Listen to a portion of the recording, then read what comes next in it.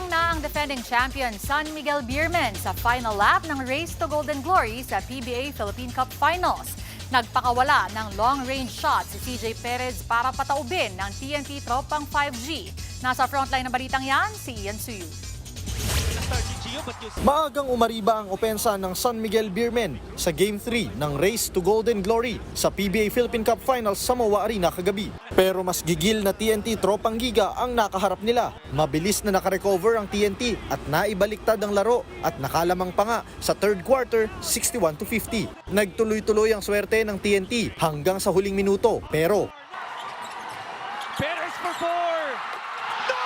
isang booming 4-pointer ang pinakawalan ni CJ Perez para muling makuha ng Beermen ang laro. Binuhat na ni Perez ang SMB hanggang sa tuluyang makuha ang panalo 94-89. Dahil dyan, lamang na ang Beermen sa serye 2-1.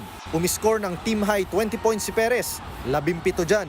Nagawa niya sa fourth quarter. May 19 points and 3 rebounds naman si Don Trollano off the bench, habang 16 points and 19 rebounds naman ang ambag ni Junmar Fajardo. Sa kabila ng panalo, aminado ang SMB na hindi long range ang original play nila sa crunch time. We're not after the 4 points or 3 points. We want to a quick 2 points, but knowing CJ, gusto niya manalo eh.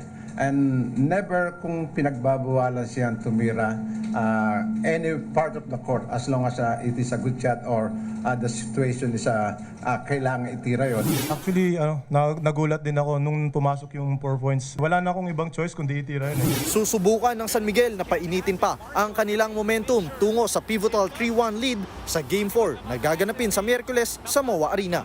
Nagbabalita mula sa frontline, Ian Suyu, News 5. Mga kapatid, Cheryl Cosing po.